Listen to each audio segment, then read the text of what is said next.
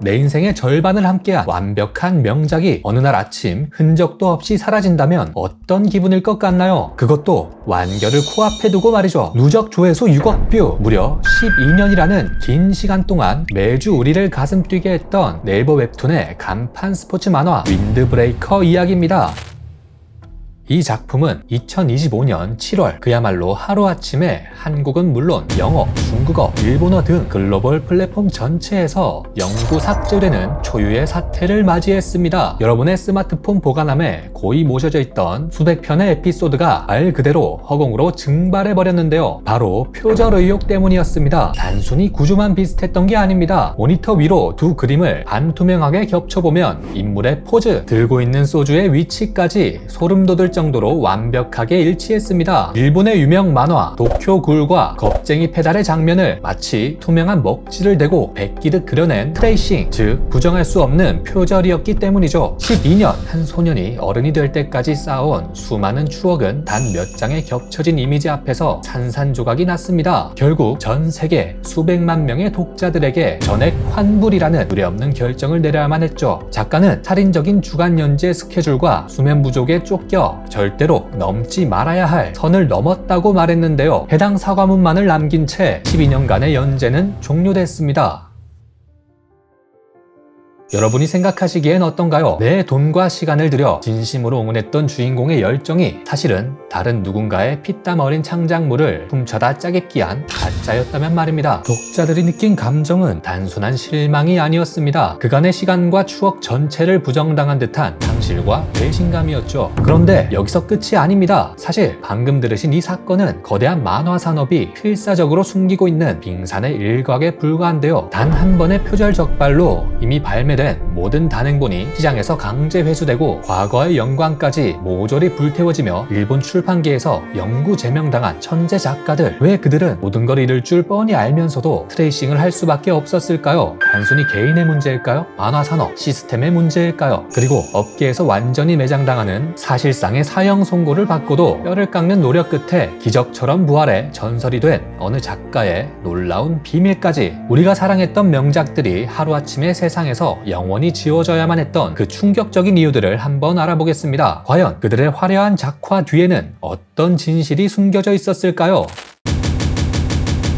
표절, 그 중에서도 타인의 그림을 그대로 베껴 그리는 트레이싱이라는 행위는 사실 만화계에 아주 오래된 그리고 지독한 고질병입니다. 우리가 흔히 상상하는 만화가의 삶은 하얀 종이 위에서 오직 자신의 상상력만으로 무에서 유를 창조해내는 낭만적인 예술가의 모습일지도 모릅니다. 하지만 실제 산업의 모습은 우리의 기대와는 다소 다릅니다. 매주 60컷에서 80컷에 달하는 컬러 원고를 쉼없이 찍어내야 하는데요. 살인적인 마감 일정 속에서 작가들은 만성적인 수면 부족과 극한의 창작 스트레스에 시달립니다. 인체의 역동적인 구도나 복잡한 투시가 들어간 장면을 백지 상태에서 완벽하게 창조해내는 것은 엄청난 시간과 에너지를 요구하는 작업이죠. 이런 급박한 마감의 압박 속에서 작가들은 결코 타협해서는 안 될 치명적인 유혹에 빠지게 됩니다. 바로 남이 완성해놓은 선을 훔치고 싶은 욕망이죠. 시간을 2005년으로 되돌려 보겠습니다. 당시에는 아직 아날로그 방식의 작화와 초기 디지털 작업이 혼재되어 있던 시기였는데요. 이때 일본 만화계 전체를 발칵 뒤집어 놓은 충격적인 사건이 터집니다. 바로 일본의 대형 출판사 고단샤의 인기 순정 만화 잡지에서 연재 중이던 에덴의 꽃 사태입니다. 스에츠구 유키 작가의 에덴의 꽃은 당시 수많은 팬들의 사랑을 받으며 단행본이 불티나게 팔려나가던 성공적인 작품이었습니다. 그런데 어느 날 이 아름다운 순정 만화 속 주인공들의 역동적인 모습에서 독자들은 강렬하고 묘한 기시감을 느끼기 시작합니다. 농구를 시작하는 장면, 뜨거운 코트를 가르며 뛰어오르는 순간들, 인물들의 시선 처리와 구도까지 독자들의 눈은 날카로웠습니다. 그 기시감의 정체는 다름 아닌 전 세계적인 메가 히트작 이노우에 다케이코 작가의 슬램덩크와 휠체어 농구를 다룬 명작 만화 리얼이었습니다. 단순히 농구라는 소재가 같아서 구도가 비슷했던 수준이 아니었는데요. 독자들이 두 만화의 페이지를 겹쳐본 결과는 충격적이었습니다. 캐릭터가 슛을 쏠 때 때 팽창하는 팔과 다리의 근육의 형태, 유니폼이 구겨지며 만들어내는 옷주름의 미세한 위치, 심지어 허공을 가르는 농구공의 회전 방향을 묘사한 펜터치까지 소름 돋을 정도로 완벽하게 일치했습니다. 오마주도 무의식적인 모방도 아닌 복사 붙여넣기 수준의 명백한 트레이싱이었는데요. 저작권법에서 표절을 판단할 때 가장 핵심으로 보는 두 가지 기준이 있습니다. 바로 일거성과 실질적 유사성입니다. 작가가 타인의 저작물을 인지하고 그것을 바탕으로 작품을 만들었는가 하는 일거성, 그리고 일반적인 독자가 보기에 두 작품 사이의 표현이 현저하게 유사한가 하는 실질적 유사성이 있습니다. 에덴의 꽃은 이 두 가지 기준을 완벽하게 충족해버렸는데요. 이 명백한 증거들 앞에서 출판사인 고단샤는 과연 어떤 결정을 내렸을까요? 관행이라는 이름 아래 조용히 사과문 하나로 덮고 넘어갔을까요? 아닙니다. 고단샤의 대응은 전례를 찾아볼 수 없을 만큼 빠르고 단호했습니다. 너무 심한 것 아닌가 하는 생각이 들 정도였는데요. 먼저 잡지에서 인기리에 연재 중이던 에덴의 꽃을 즉각 연재 중단시켰습니다. 하지만 이것은 시작에 불과했는데요. 고단샤는 전국 서점에 깔려있던 에덴의 꽃 단행본 전체를 시장에서 전면 회수하고 영구적인 절판 조치를 내렸습니다. 더 놀라운 것은 표절이 발견된 에덴의 꽃뿐만 아니라 스에츠구 유키 작가가 과거에 출판했던 작품들까지 모두 예외 없이 절판 목록에 포함시켜버렸다는 건데요. 만화계에서 출판사가 작가의 모든 과거 작품을 절판시키고 서점에서 걷어들인다는 것은 단순한 징계의 수준을 넘어섭니다. 그것은 창작자로서의 존재 자체를 지워버리는 사실상의 사형 선고였는데요. 작가의 인쇄 수입은 영원이 되었고 대중에게 표절 작가라는 지울 수 없는 사회적 낙인이 찍혔습니다. 작가의 이름은 업계에서 완전한 금기어가 되었는데요. 한때는 천재라 불렸던 작가의 만화가 인생이 한순간에 나락으로 떨어지고 말았습니다. 그런데 세상은 그녀가 떠났다고 말했지만 이야기의 끝은 여기가 아니었습니다.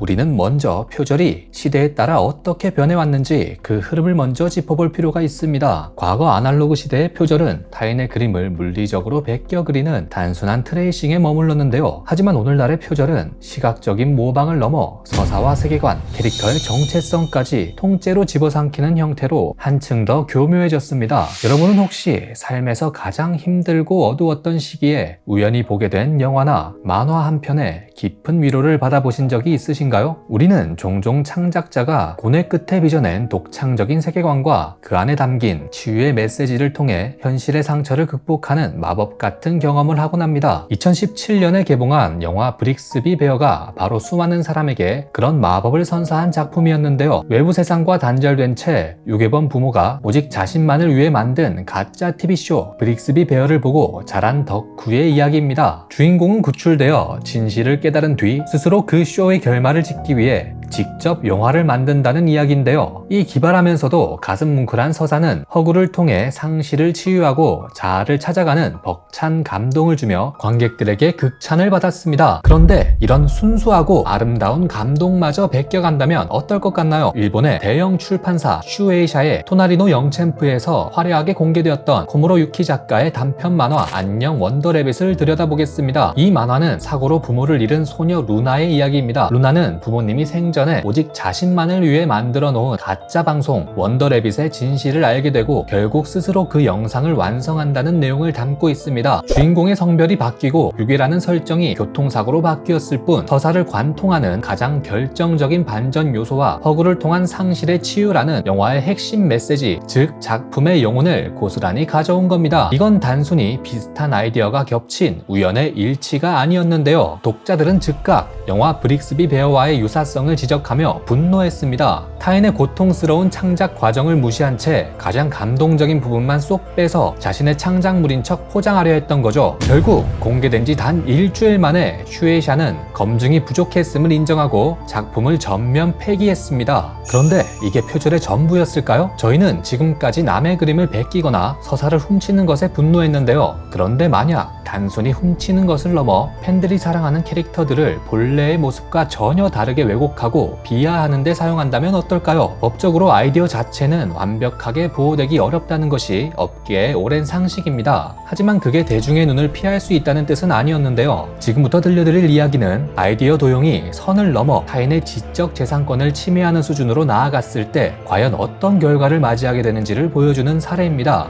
여러분이 수년간 애정을 쏟았던 만화 속 주인공들이 하루아침에 다른 만화에서 극악무도한 범죄자로 등장한다면 어떤 기분이 들까요? 가도카와에서 출판을 강행했던 만화 이세계 전생자 킬러 치트 슬레이어가 바로 그런 짓을 저질렀습니다. 해당 작품은 당시 만화계의 주류를 장악하고 있었던 이른바 이세계물의 흔한 클리셰를 비틀어버리는 패러디를 표방하며 아주 야심차게 연재를 시작했는데요. 하지만 막상 뚜껑을 열어본 전 세계 독자들은 그야말로 경악을 금치 못했습니다. 작가는 타 출판사의 메가 히트작들에 등장하는 상징적인 주인공들, 예를 들어 전생하여 슬라임이 된 압도적인 인기의 캐릭터 리무르 템페스트나 특정 능력을 가진 다른 유명 캐릭터들의 외형 디자인, 심지어 고유한 능력치까지 똑같이 복제했습니다. 그리고 가장 큰 문제는 이 캐릭터들이 모두 비하 캐릭터로 등장했기 때문인데요. 그것은 패러디나 오마주라는 방패 뒤에 숨은 명백한 폭력이었습니다. 팬들에게 캐릭터는 단순한 소비재가 아닙니다. 오랜 시간 돈과 시간을 들여 교감해온 친구이자 분신과도 같은 존재죠. 내가 사랑하는 캐릭터가 다른 작가의 흥행을 위한 일회성 조롱거리로 전락했다는 사실에 팬들의 상실감과 배신감은 걷잡을 수 없는 분노로 폭발했습니다. 사태의 심각성을 인지한 가도카와는 단 1화 만에 전례 없는 초고속 연재 중단과 함께 다른 작품에 대한 배려가 부족했다며 원작자들에게 공식 사과문을 발표해야만 했습니다. 자, 그렇다면 여기서 또 하나의 의문점이 생기는데요. 슈에이샤나 가토카와 같은 세계 최고 수준의 엘리트 편집자들이 왜 이렇게 뻔하고 노골적인 표절을 사전에 걸러내지 못했을까요?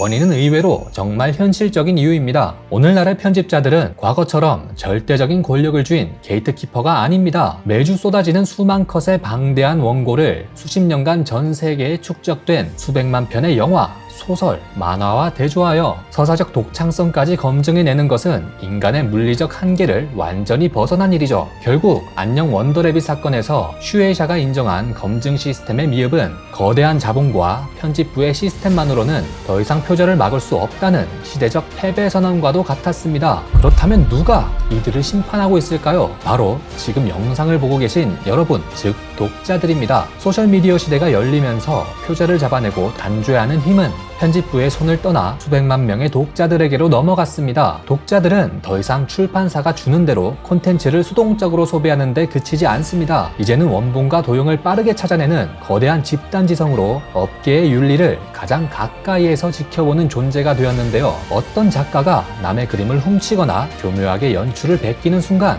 독자들은 두 이미지를 반투명하게 겹치는 기법을 통해 픽셀 단위까지 비교해 찾아냅니다. 그리고 이 시각적 증거는 SNS나 각종 온라인 커뮤니티를 통해 순식간에 퍼져나가죠. 실제로 유명 일러스트레이터 포토츠미가 아키라의 오토바이 디자인을 도용했다가 소셜미디어의 검증망에 걸려 하루아침에 모든 브랜드 협업이 취소되고 기발매된 상품들마저 전량 반품되었던 사태는 이 대중적 검증이 산업 전반에 미치는 파괴력이 얼마나 강력한지를 정말 잘 보여주는 사례였죠. 수십 년간 쌓아온 출판사의 권위도 천재라 칭송받던 작가의 화려한 명성도 이제는 전 세계 독자들이 매의 눈으로 지켜보는 소셜미디어의 실시간 검증 앞에서 단 며칠, 아니다 몇 시간 만에 무너져 내리는 시대가 되었습니다. 그렇다면 대중의 감시가 24시간 이어지고 한 번 발각되면 커리어 전체가 위태로워진다는 걸 알면서도 작가들은 왜 표절의 유혹에서 벗어나지 못하는 걸까요? 그 선택의 이면에는 우리가 쉽게 상상하지 못했던 산업 구조의 어두운 현실이 자리하고 있었습니다. 그 현실을 이해하기 위해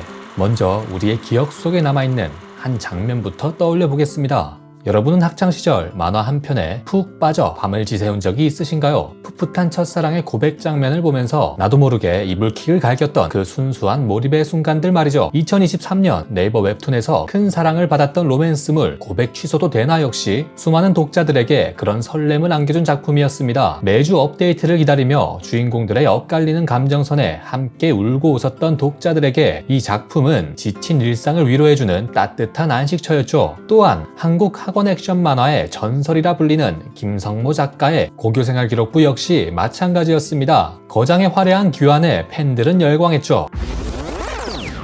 하지만 여러분이 진심으로 감동했던 스토리와 뜨거운 액션이 사실은 누군가의 창작물을 그대로 가져온 것이었다면 어떨까요? 고백 취소도 되나를 그린 신매 작가는 일본 만화 니 곁에 나에서 단순한 구도를 넘어 무려 절반 이상의 단행본 분량에서 캐릭터의 포즈, 연출, 심지어 대사의 흐름까지 그대로 가져왔다는 사실이 독자들에 의해 발각되었습니다. 이 사실이 폭로되자 작가는 사과 대신 모든 소셜미디어 계정을 삭제하고 흔적도 없이 사라졌죠. 하지만 더욱 충격적인 것은 한국 만화계의 대부라 불리던 김성모 작가마저 다름 아닌 일본 스포츠 만화의 전설 슬램덩크의 컷들을 트레이싱하며 자신의 고교생활 기록부에 그대로 짜깁기 했다는 사실이 밝혀진 건데요. 평생을 만화에 바친 베테랑 작가조차 표절의 유혹에서 벗어나지 못했던 겁니다. 결국 두 작품 모두 즉각 서비스가 중단되고 영구 삭제되었습니다. 그렇다면 왜 베테랑 작가들조차 이런 선택을 하는 걸까요? 단순히 도덕성의 문제일까요? 원인은 바로 웹툰 산업의 구조 안에 있습니다. 오늘날의 웹툰 작가들은 매주 무려 60컷에서 80컷에 달하는 풀컬러 원고를 단 7일 만에 그려내야 하는데요. 이 살인적인 주간 연재 사이클 속에서 작가들은 만성적인 수면 부족과 신체적 번아웃에 시달리고 있습니다. 마감은 턱 밑까지 다가오고 복잡한 구도나 액션씬을 처음부터 완성해낼 체력과 시간은 이미 바닥난 상태였던 거죠. 극도의 조급함 속에서 클릭 한 번으로 구도를 해결해주는 디지털 툴은 너무나도 거부하기 힘든 유혹이었습니다. 그리고 딱 한 번 눈을 감고 타협하는 순간 습관이 되어 중독처럼 끊어내기 어렵죠. 지금 이 영상을 보고 계신 여러분께 질문을 하나 드리겠습니다. 가혹한 마감 압박과 구조적인 노동 환경이 표절의 배경이 될 수 있다면 그것이 도용에 대한 면죄부가 될 수 있을까요? 작품의 생명을 결정짓는 것은 결국 법의 잣대일까요? 아니면 돈을 지불하고 애정을 쏟은 독자들일까요? 아무튼 앞서 본 개인 작가들은 단 한 번의 표절로 업계에서 영구 제명되고 사회적으로 매장당했습니다. 그렇다면 거대한 출판사들끼리 저작권을 훔친 사건이 발생하면 과연 어떤 일이 벌어질까요? 스퀘어 에닉스의 만화 하이스코어 걸은 1990년대 오락실 게임 문화를 배경으로 한 작품입니다. 연재 당시 꽤 좋은 반응을 얻었던 이 작품에는 일본의 게임사 SNK의 격투 게임 캐릭터들이 등장했는데요. 문제는 이 캐릭터들을 SNK 측의 허락 없이 사용했다는 점입니다. 이들은 이것이 가벼운 인용이나 패러디쯤 될 거라 안일하게 착각했죠. 하지만 경로한 SNK 측은 자비가 없었습니다. 그들은 작가와 출판사를 상대로 무려 형사고소를 진행했고 경찰의 압수수색까지 벌어지는 초유의 사태가 벌어졌는데요. 결국 스퀘어 에닉스는 서점에 깔린 단행본 전량을 자발적으로 회수하고 연재를 무기한 중단하며 백기를 들었습니다. 여기까지만 보면 거대 기업도 표절 앞에서는 속수무책으로 무너지는 정의로운 결말처럼 보입니다. 하지만 약 1년 뒤 대중의 상식을 비웃는 충격적인 반전이 일어났는데요. 치열한 법적 공방을 벌이던 스퀘어 에닉스와 SNK가 돌연 모든 민영사상 소송을 취하하고 서로 손을 맞잡은 겁니다. 그들이 내세운 합의 조건은 무엇이었을까요? 바로 두 거대 기업 간의 새로운 콘텐츠 협업 기회의 창출이었습니다.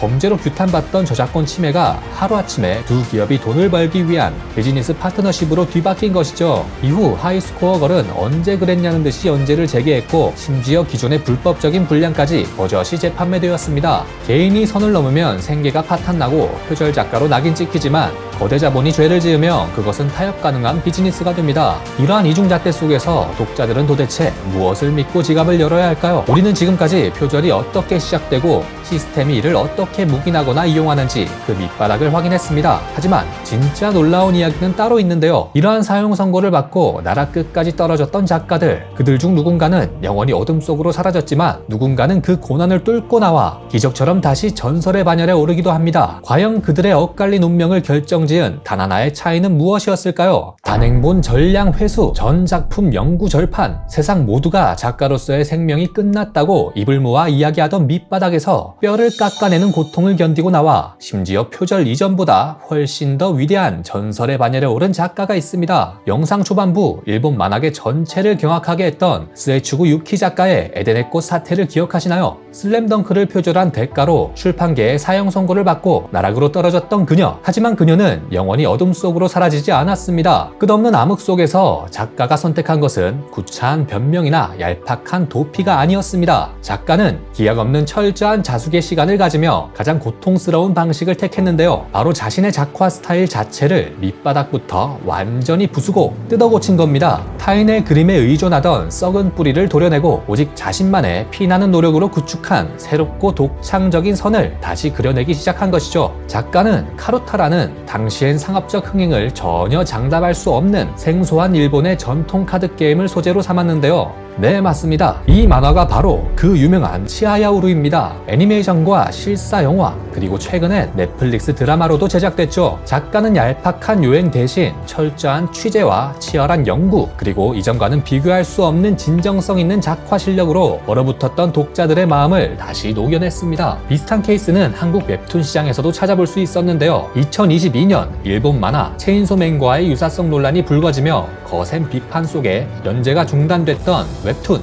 임해망량의 사례입니다. 이 작품 역시 그대로 흑역사 속에 생매장되는 듯 했으나 작가와 플랫폼은 작품을 버리는 대신 문제가 된 모든 표절적 요소들을 도려내고 작화와 연출을 처음부터 끝까지 전면 재수정하는 혹독한 리워크 과정을 거쳤습니다. 그리고 2023년 후반 과거의 오명을 씻어낼 만큼 완전히 새롭고 발전된 모습으로 연재를 재개하며 독자들 앞에 떳떳하게 다시 섰죠. 이는 작가가 자신의 뼈를 깎아내는 고통을 감내한다면 산업 내에서도 다시금 복귀할 기회가 열릴 수 있음을 증명한 희귀한 사례입니다. 이들의 부활이 창작의 벼랑 끝에 있는 수많은 작가들에게 던지는 핵심적인 진실은 너무나도 명확합니다. 나락으로 떨어져 영원히 도태된 대다수의 작가들과 지옥불을 뚫고 기적처럼 부활해 전설이 된 극소수의 작가들을 가르는 단 하나의 차이는 바로 과거의 자신을 죽여버리는 뼈를 깎는 고통스러운 자기 혁신과 재창조를 기꺼이 감내할 용기가 있었는가 하는 점입니다. 상처받은 팬덤과 한번 무너진 독자의 신뢰는 형식적인 사과문 몇 줄이나 어설픈 수정으로는 되돌리기 어렵습니다. 그것은 오히려 신뢰를 더 잃어버리는 지름길이 될 뿐이죠. 과거의 잘못된 습관을 완전히 끊어내고 힘든 연재 환경 속에서도 창작자로서의 원칙을 지켜낼 때 그때 비로소 다시 설 수 있는 기회가 생기는 것 아닐까요? 여러분, 오늘 영상 초반에 제가 여러분께 던졌던 질문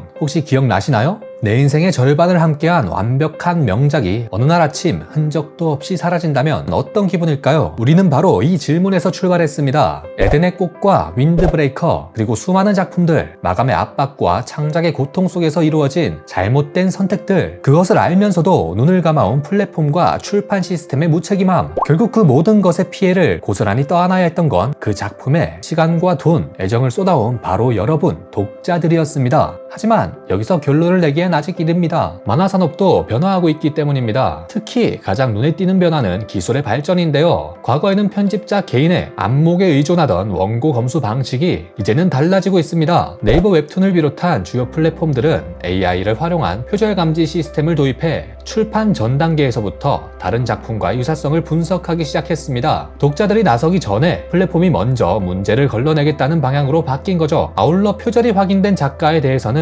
즉각적인 서비스 중단과 환불, 퇴출이라는 강경한 원칙을 적용하고 있습니다. 그래도 한 가지 짚어볼 필요가 있는데요. 기술적인 감시와 강경한 조치만으로 표절 문제가 완전히 해결될 수 있을까요? 일각에서는 개인의 단죄를 넘어 창작자를 그런 선택으로 내몰았던 환경 자체를 바꿔야 한다는 목소리도 있습니다. 매주 60컷에서 80컷에 달하는 풀컬러 원고를 쉬지 않고 완성해야 하는 연재 구조. 이 환경이 작가의 체력과 창작 의지를 서서히 소진시키고 결국 잘못된 선택으로 이어질 수 있다는 지적인데요. 이에 대한 해결책으로 시즌제 도입, 주제권 보장, 컷수 조정 같은 구조적 변화가 필요하다는 의견이 나오고 있습니다. 또한 잘못을 인정하고 작품을 처음부터 다시 고치는 과정을 거친 작가에게 재기의 기회를 열어두자는 논의도 필요하다는 시각도 있죠. 여러분은 어떻게 생각하시나요? 지금 화면에 떠있는 두 개의 영상 중 왼쪽 영상은 표절보다 심각한 레전드 작가들의 범죄에 관한 내용을 담고 있으니 꼭 시청해보시길 바랍니다. 끝까지 시청해주셔서 감사합니다.